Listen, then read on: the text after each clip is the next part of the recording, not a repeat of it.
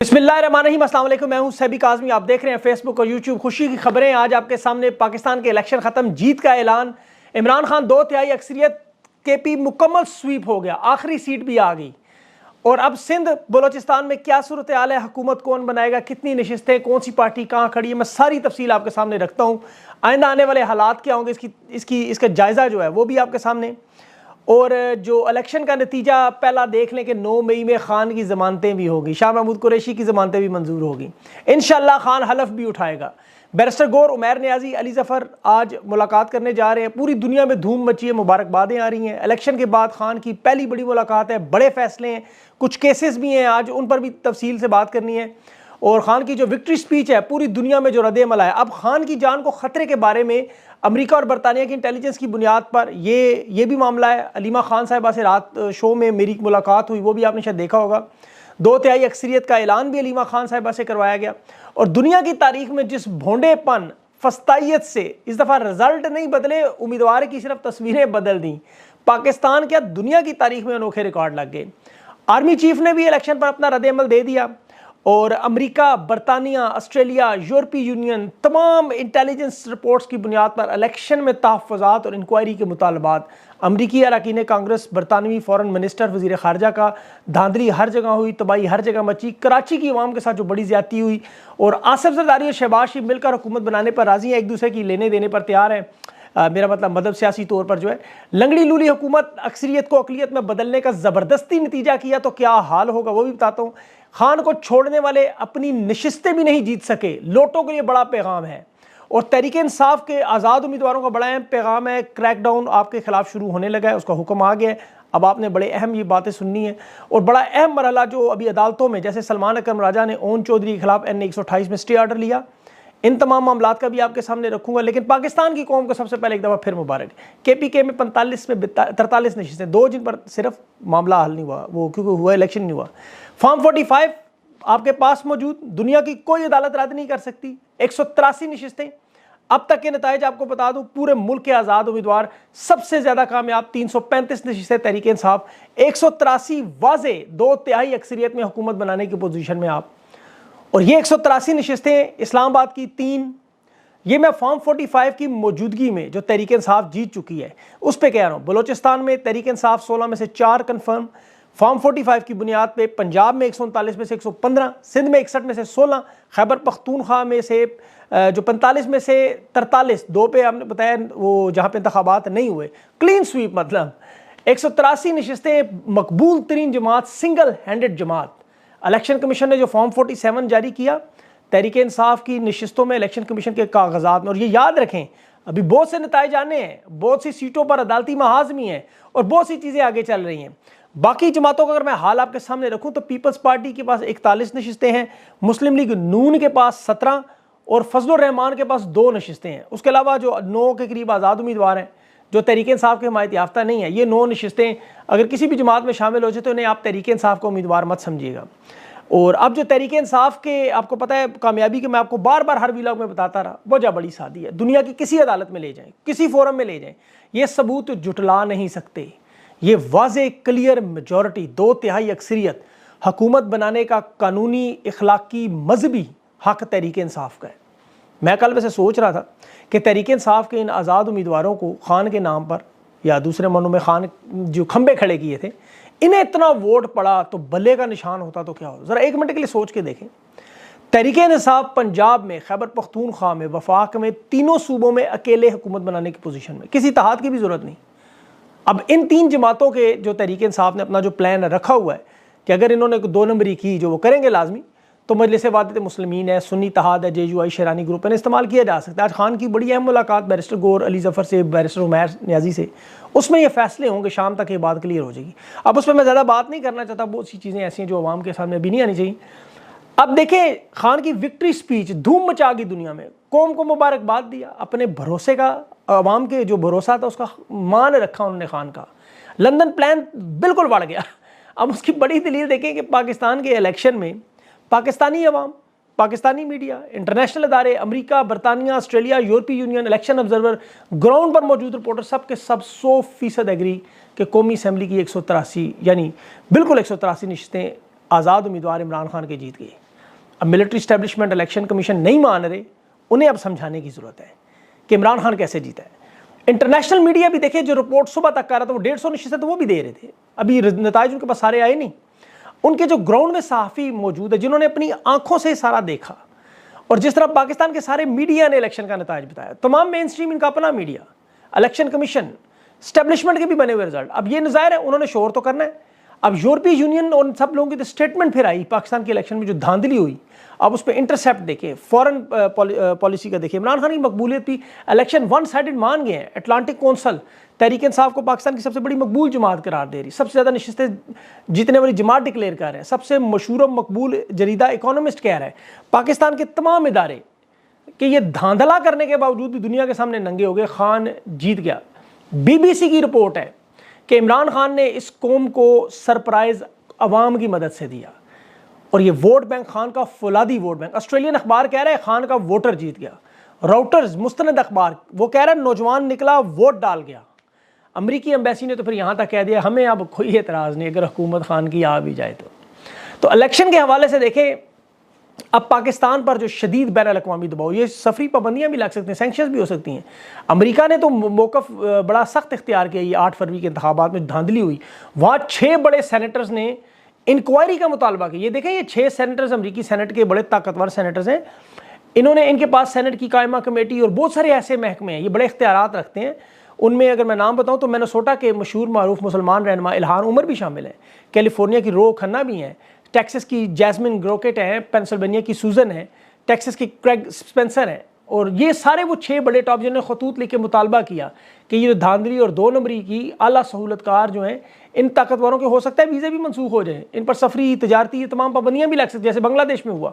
अब यूरोपीय यूनियन ने पूरा 2 सफ़ात का ख़त भी लिखा कि तहकीकात करें, 8 फरवरी की धांधली नामंजूर है। अब 45 घंटे गुजर चुके हैं तकरीबन, पोलिंग ख़त्म हुए और 100% नतायज अभी तक नहीं आ सके। अफ्रीका के पसमानदा ममालिक में, मिस्र में अब जनरल अब्दुल फत्ताह सीसी हो गया, या अरब रियासतें जहाँ बदतरीन डिक्टेटरशिप है, वो भी इलेक्शन करवा के इस तरह नहीं जितवाते जिस तरह इन्होंने नून लीग की कोशिश की। मतलब इंतहा कर दी ना, तहरीक इंसाफ का मैंडेट छीनने के लिए पागल हो गए बिल्कुल। पेशावर अभी भी रिटर्निंग अफसरान के दफ्तर के बाहर धरने जारी हैं 2 सीटों पर परवेज़ खटक वाली। शुमाली वज़ीरिस्तान ने 40 का ऐलान, वहाँ भी ये दोनों सीटें परवेज़ खटक के पार्लियामेंटेरियन को ज़बरदस्ती उन्होंने दी थी, वो भी। अब तमाम हलकों में रिटर्निंग अफसरान के दफ्तर के बाहर अवाम बैठी हुई है, सिर्फ ये बताने के लिए कि आपका मुकाबला हमारे साथ नहीं, उम्मीदवारों के साथ नहीं, हमारे साथ है।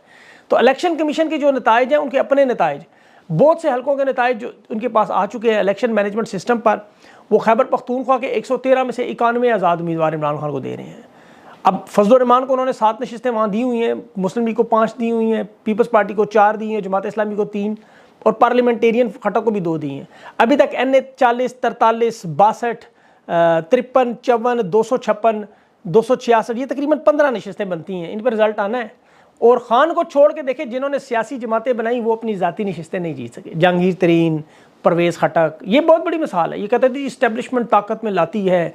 जहांगीर तरीन ने तहरीक इंसाफ बनाई, उसका जहाज़ था वो लाता था, शुजा पाशा ने जलसे करवाए, जनरल बाजवा ने तहरीक इंसाफ की मदद की, खान को लाया, और लाया है तो जहांगीर तरीन और परवेज़ खटक को जितवा देते। ये 2 उन्हीं के थे। दोनों चीज़ें तहरीक इंसाफ ने गलत साबित की। एक, इस्टेब्लिशमेंट की ताकत से जीत कर कभी नहीं आए। दूसरा, तहरीक इंसाफ सोशल मीडिया की जमात नहीं है। ये दोनों बातें बिल्कुल गलत। तहरीक इंसाफ अवाम की जमात, ग्राउंड पर अवाम की मदद से जीत के आई। अब जो अगला मरहला, उसमें 2-3 महाज बड़े अहम हैं, मैं आपको बताता हूँ। सबसे पहले तो एक और रिएक्शन भी आया, रद्द अमल जो आर्मी चीफ ने इलेक्शन पे दिया कि इलेक्शन बड़ा बेहतरीन इलेक्शन कमीशन, उसको मुबारकबाद भी दी। और बहरहाल इससे ज़्यादा मैं क्या कहूँ, आगे चलते हैं। बदकिस्मती से पाकिस्तान में देखें, हमें हमेशा दुश्मन से ज़्यादा जो ख़तरा है वो मुहाफ़िज़ों से हुआ, चोर डाकुओं से ज़्यादा ख़तरा पुलिस से हुआ, और जो इस वक्त जो काजी साहब है, मुनसफ हैं, उनसे ज़्यादा ख़तरा है हमें। अदालतों में जो केस जा रहे हैं उसमें बुकला का बड़ा अहम किरदार है। 100 के करीब पटिशन्स बुकला ने तैयार की हैं जो इंतखाबात से मुतल्लिक हैं। उसमें जिस तरह कागजात नामजदगी मुस्तरद किए थे और बाद में सारे के सारे दुरुस्त साबित हुए। याद रखें, इंशाल्लाह इंतखाबात में ये तमाम नशिस्तें जो फॉर्म 45 की बुनियाद पर जो गड़बड़ की है, ये सारी की सारी इंशाल्लाह ठीक होंगी, रिवर्स हो जाएंगी। तहरीक इंसाफ ने इस दफ़ा अपना बड़ा होमवर्क कंप्लीट किया है और अवाम ने कंप्लीट किया है। फॉर्म 45 क्या कह के हम थक गए थे, आप लोगों ने बिल्कुल महफूज किया है, और इन लोगों ने स्कैन भी किया, असल फॉर्म भी रखे, उसकी कॉपियाँ भी बनाई, मुतलका लोगों तक भी पहुँचाया। तो ये एक बड़ा ज़बरदस्त किस्म का प्रोग्राम, आप बिल्कुल ठंड प्रोग्राम रखें, इंशाल्लाह कुछ भी नहीं होगा। अभी कुछ लोग मुझे परेशान नज़र आते हैं, ज़ाहिर है उनकी वजह भी जायज़ है, इतनी इनकी वारदातें इतनी ज़्यादा है, क्या करें, नवाज शरीफ बिलावल से मिल रहा है, जरदारी से मुलाकातें कर रहा है। नवाज शरीफ जरदारी और MQM की ज़बरदस्ती शादी की कोशिश करवाई है। वो आपको पता है बेजोड़ शादियाँ जो होती हैं। तो नून लीग की अगर आप नशिस्तें देखें तो वो तो बहुत कम है। जरदारी चाहता है वो बिलावल उसका बन जाए वज़ीर-ए-आज़म, और मरीम नवाज़ और ऊपर से पंजाब सारा इनको मिल जाए, वफाक में वजारत ख़जाना और बड़ी वजारतें भी मिल जाएँ, और बिलावल को वज़ीर-ए-आज़म बना दे। जरदारी की तो ख्वाहिश है, नंबर उनके पास मौजूद नहीं है। कोशिश अब इनकी यही है, जो तहरीक इंसाफ के जो आज़ाद उम्मीदवार हैं इन्हें उठाया जाए। बहुत बड़ा क्रैकडाउन शुरू करने जा रहे हैं। इसमें से कुछ लोग बहुत थोड़े से तोड़ने में कामयाब होंगे। जिस तरह जहांगीर तरीन के हल्के में देखें, इफ़त सुमरो के भाई को उठाया था, वो उसको मारा पीटा तशद्दुद किया, वो बेचारी मजबूर होकर इलेक्शन छोड़ गई। इस तरह बहुत से लोग छोड़ जाएंगे। बहुत से मुराद जो कमज़ोर हैं थोड़े से। अब फिल फॉर बाकी लोगों को अंडरग्राउंड हो जाना चाहिए जो नहीं ठहर सकते, और कुछ वफादारियाँ बदलेंगे भी। देखें इमरान खान के नाम पे कुछ गिद्ध भी सामने आए, ये हमेशा आते हैं, हर दौर में आते हैं, इसलिए परेशान नहीं होना आपने। ये इलेक्शन पाकिस्तान की तारीख का वैसे ही डिक्लेयर्ड बदतरीन इलेक्शन है, तो इसमें क्या कर लेंगे ज़्यादा। अब 2018 में नून लीग को 60 नशिस्तें मिली, धांधली का शोर मचाया। 2024 में भी 60 मिली, जश्न मना दिया।